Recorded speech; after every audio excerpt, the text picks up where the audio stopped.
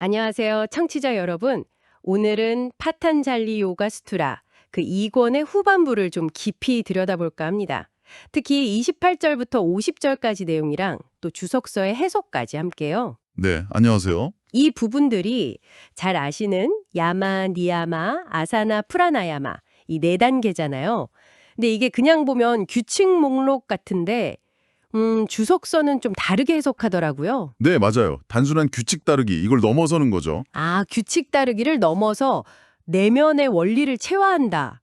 뭐 이런 쪽으로 해석한다는 거죠. 네, 그렇습니다. 그러니까 상당히 다른 관점의 여정으로 가요.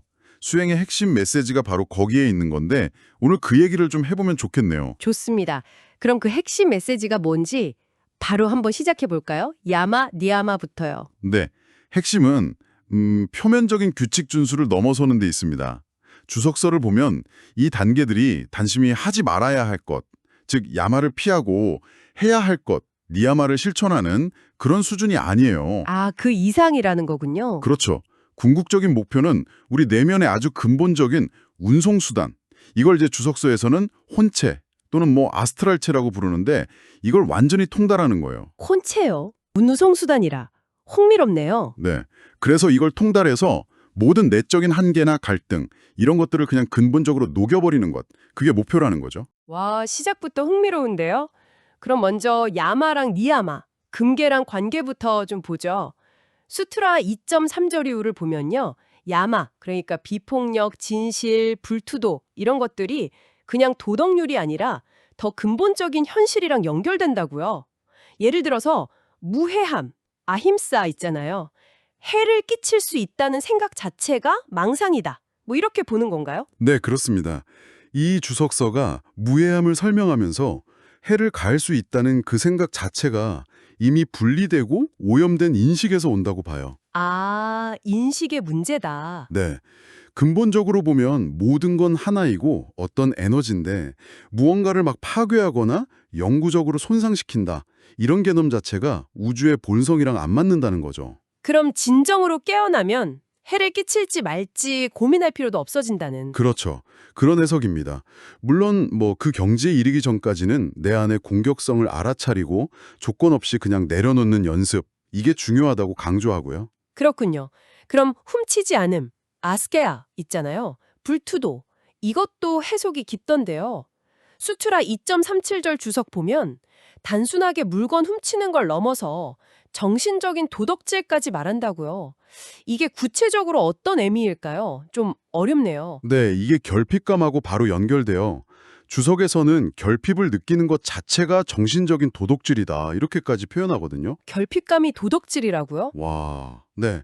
왜냐하면 우리의 본성은 원래 완전하고 풍요로운데 스스로 나는 부족해 라고 느끼는 거 있잖아요. 그게 그 본성을 부정하는 행위라는 거죠. 일종의 자기 자신에게서 훔치는 행위랄까? 그래서 역설적으로 들릴 수 있는데 모든 것을 소유하는 그 궁극적인 상태는 사실 아무것도 필요하지 않은 상태. 즉, 결핍감이 완전히 사라진 상태와 같다고 보는 거예요. 모든 걸 가졌다는 게 더 이상 원하는 게 없는 상태다. 그렇죠. 그래서 불토도의 완성은 이 내면의 결핍감, 이걸 뿌리 뽑는 걸 의미하는 거죠. 아하, 단순히 남의 것 탐내지 않는 걸 넘어서 내 안에 그 결핍감 자체를 다스리는 거군요. 네, 맞습니다. 그럼 니야마는요? 정화, 만족, 수행, 학습, 헌신 이런 긍정적인 실천들이잖아요. 여기에 집중하면 야마는 자연스럽게 따라온다. 이런 이야기도 있었던 것 같은데요. 네, 그렇죠.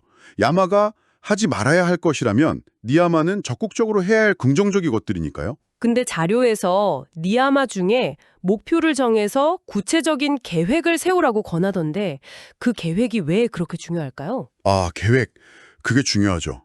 계획은 추상적인 다짐을 뭐랄까 구체적인 현실로 만들잖아요. 그리고 스스로의 진전, 이걸 평가할 수 있게 해주고요. 그냥 만족해야지 하는 거랑은 다르겠네요. 훨씬 다르죠.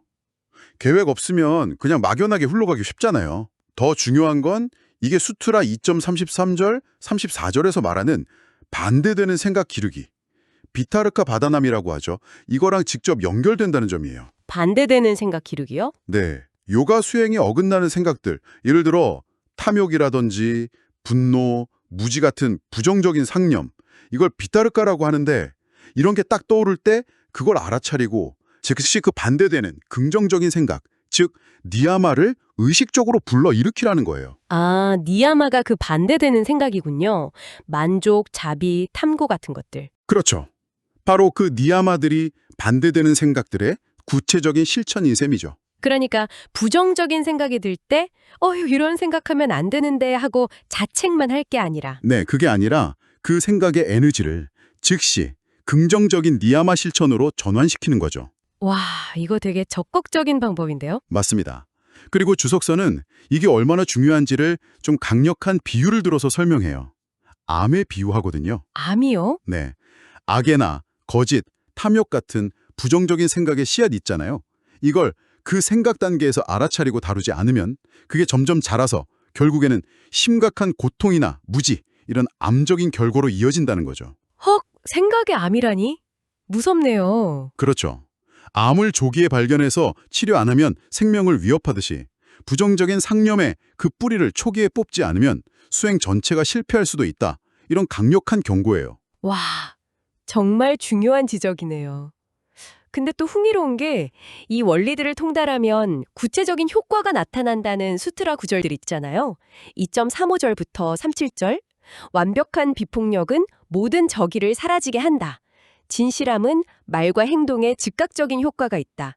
불토도는 모든 보석, 원하는 걸 가져온다. 뭐 이런 구절들이요. 네네, 그렇죠. 그 구절들.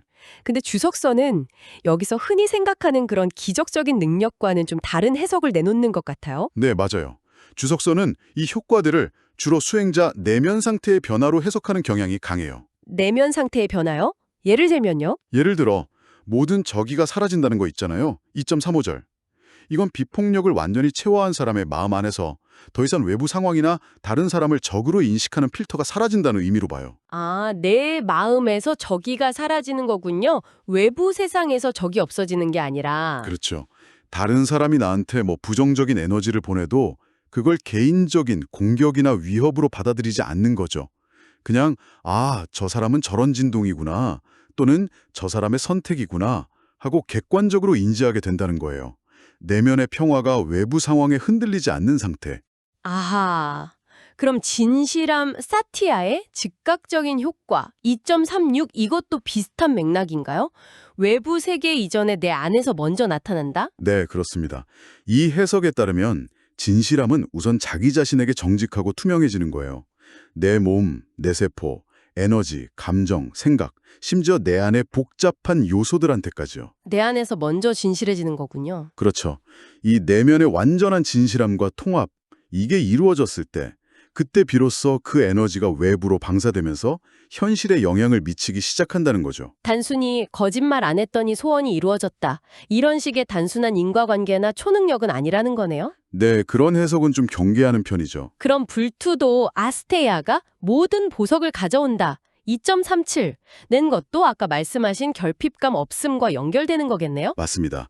내면에서 아무것도 부족하다고 느끼지 않는 상태, 완전한 만족 상태, 그게 바로 모든 것을 가진 상태다. 이런 깊은 의미로 해석하는 거죠. 더 이상 외부에서 뭘 갈망할 필요가 없어지는 상태요. 아하. 그렇군요. 근데 여기서 중요한 점은 이게 뭐 아주 먼 미래의 목표가 아니라 꾸준히 수행하면 지금 여기서도 그 효과의 작은 맛보기라도 경험할 수 있어야 한다고 주석서가 강조한다고요. 네, 그게 중요합니다. 예를 들어 예전에는 막 결핍감을 느꼈던 어떤 영역에서 아주 작은 만족이라도 진정으로 느낄 수 있게 됐다면 그게 바로 아스테아가 발현되기 시작한 증거라는 거죠. 아, 작은 변화라도 느껴야 한다. 그렇죠.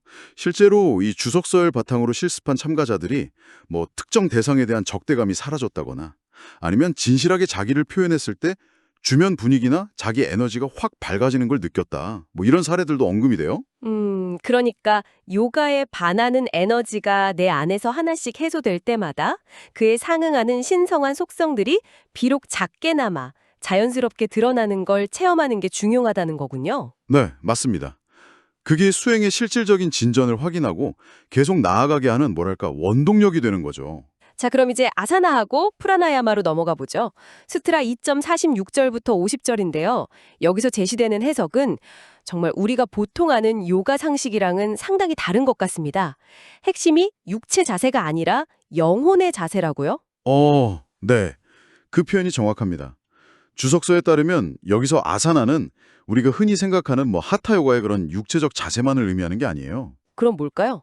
그보다 더 근본적으로는 혼체, 아까 잠깐 언급했죠. 아스트랄체라고도 불리는 이 미묘한 내면의 운송수단, 이것을 위한 안정되고 편안한 자세, 이걸 뜻한다고 봐요. 혼체를 위한 자세? 네, 이 관점에서는 대부분 사람들의 혼체, 그러니까 영혼 에너지가 육체 안에 마치 미라처럼 흩어져 있거나 아니면 봉인되어 있다고 봐요. 제대로 기능하지 못하는 약간 마비된 상태로 존재한다는 거죠. 혼체가 육체 안에 흩어져 있다고요? 그럼 아사나 수행의 목적은 뭐죠? 이 해석에 따르면 아사나 수행의 주 목적은 육체를 일종의 틀이나 그릇으로 쓰는 거예요.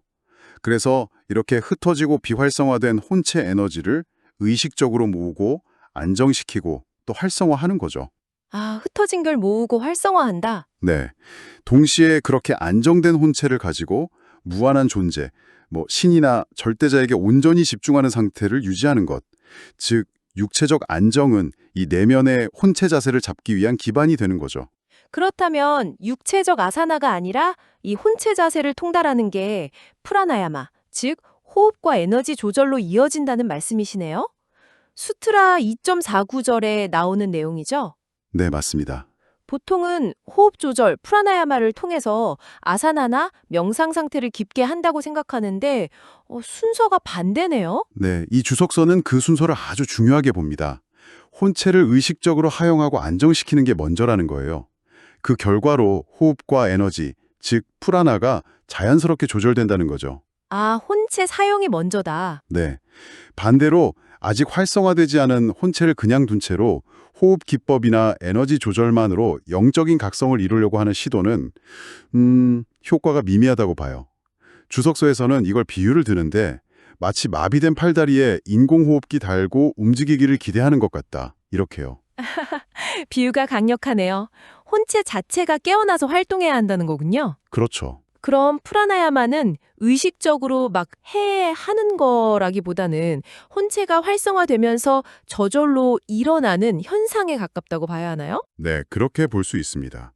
수트라 2.50절을 보면 혼체를 통달하면 프라나의 흐름이 외부, 들숨, 내부, 날숨, 그리고 정지, 지식, 쿵바카 이 세 단계로 자연스럽게 조절된다고 해요. 그리고 이게 장소, 시간, 횟수에 따라서 길고 미묘해진다고 설명하죠. 네. 주석서는 이걸 우리 몸의 혈액순환에 비유해요. 우리가 의식적으로 심장 뛰어라 하거나 피를 저기로 보내 하지 않아도 몸이 알아서 필요한 곳에 필요한 만큼 혈액과 산소를 보내잖아요. 그렇죠. 자연스럽게 일어나죠. 그것처럼 완전히 활성화된 혼체 안에서는 에너지, 즉 프라나가 그와 같이 아주 정교하고 자연스럽게 필요한 곳으로 흘러가면서 조절된다는 의미예요. 와, 신기하네요. 그럼 이 모든 과정, 특히 아사나, 그러니까 혼체 자세를 성취하는 것이 수행자에게 궁극적으로 어떤 변화를 가져오는 걸까요? 수트라 2.48절에서 아사나를 성취하면 이원적인 것들로부터 더 이상 방해받지 않는다고 하잖아요. 이게 핵심인 것 같아요. 바로 그 지점입니다. 이 주석서의 관점에서 보면 이게 아마 가장 혁명적인 주장이 아닐까 싶은데요. 자신의 혼체를 마치 우리가 지금 육체를 쓰듯이 자유자재로 의식적으로 사용할 수 있게 되면요. 우리를 괴롭히는 내면의 장애물들이 있잖아요. 두려움, 제한적인 신념, 깊이 뿌리박힌 부정적인 감정 패턴 같은 것들. 네, 많죠. 네, 즉 이원성, 조음 싫음, 끌림 반감 같은 와의 갈등을 일으키는 그 근원들. 이것들이 더 이상 추상적인 심리 개념이 아니라 직접 다룰 수 있는 실체적인 것이 된다는 거예요. 실체적인 것이요? 그게 구체적으로 어떤 느낌일까요? 물건처럼 만질 수 있다는 건가요? 3차원적인 육체의 관점에서는 에너지나 심리 상태로 느껴지는 것들이 있잖아요. 이게 더 높은 차원, 여기서는 혼체, 이걸 4차원적 존재로 묘사하기도 하는데 그 관점에서는 마치 구체적인 형태나 질감을 가진 대상처럼 다뤄질 수 있다는 거죠. 와, 그럼 더 이상 두려움을 이겨내야 해 라거나 부정적인 생각을 긍정적으로 바꿔야 해 이렇게 마음하고 씨름하는 게 아니라 그렇죠. 그런 게 아니라 마치 다리에 붙은 귀찮은 벌레를 그냥 툭 떼어내거나 방에 있는 원치 않는 물건을 집어서 치워버리듯이 그 내면의 장애물 자체를 직접적으로 제거하거나 변용할 수 있게 된다는 해석이에요. 와, 이건 진짜 패러다임의 전환인데요. 그럼 해야 한다, 하지 말아야 한다, 이건 좋고 저건 싫다, 이런 내면의 끊임없는 갈등 자체가 그냥 무의미해지는 거네요. 네. 왜냐하면 그 갈등을 일으키는 근본적인 에너지 차원의 덩어리나 패턴을 직접 처리해 버릴 수 있으니까요. 이야, 더 이상 정신적으로 막 싸우거나 설득해야 할 대상이 아닌 거죠. 마치 엔지니어가 기계 부품 다루듯이 처리할 수 있는 대상이 된다는 거예요. 그래서 수투라가 이원적인 것들에 더 이상 속박되지 않는다, 이렇게 표현하는 거죠. 그 이원성을 만들어내는 내적인 기반 자체가 변형되니까요. 그렇군요. 그렇다면 이 요가 수트라 후반부의 여정이라는 게 겉으로 보이는 무슨 규율 준수나 육체 단련 이걸 넘어서서 우리 존재의 근본적인 작동 방식을 바꾸는 과정이다. 이렇게 볼 수 있겠네요. 네네. 외부 규칙에 맞춰서 나를 막 통제하려고 애쓰는 대신에 우리 안에 더 깊은 차원의 운송수단, 그 혼체를 깨우고 통달해서 우리를 가두는 한계계를 마치 실체적인 물건 다루듯이 직접 해소하는 법을 배우는 것. 이렇게 요약해도 될까요? 네, 정확히 그렇습니다. 외적인 형식과 규칙에서 출발하지만 궁극적으로는 내적인 실질, 그리고 통달로 나아가는 여정인 거죠. 아사나 같은 수행은 이 깊은 차원의 도구를 활성화하는 열쇠 같은 거고요. 일단 그 도구가 활성화되면 프라나 조절이나 이온성 국복 같은 것들은 더 이상 별개의 어려운 과제가 아니라 자연스럽게 따라오는 결과가 된다는 것. 이게 이 주석서가 제시하는 핵심적인 관점입니다. 와, 오늘 나눈 이야기들이 정말 많은 생각거리를 주네요. 청취자 여러분도 한번 스스로에게 질문해 보시면 어떨까요? 이 주석서의 관점에 따르면 혼체를 통제할 수 있게 되면 내면의 장애물을 실체적인 물건처럼 다룰 수 있다고 하잖아요. 지금 여러분의 마음속을 가장 무겁게 짓누르는 장애물 하나를 한번 떠올려 보세요. 만약 여러분에게 적절한 내면의 손, 그러니까 깨어난 혼체가 있다면 그 장애물이 그냥 추상적인 고민거리가 아니라 손으로 그냥 휙 집어서 다른 곳으로 옮겨버릴 수 있는 어떤 것처럼 느껴지시나요? 이 관점의 전환이 우리 자신과 문제를 바라보는 방식에 어떤 변화를 가져올 수 있을지 한번 탐구해 볼 만한 흥미로운 질문인 것 같습니다.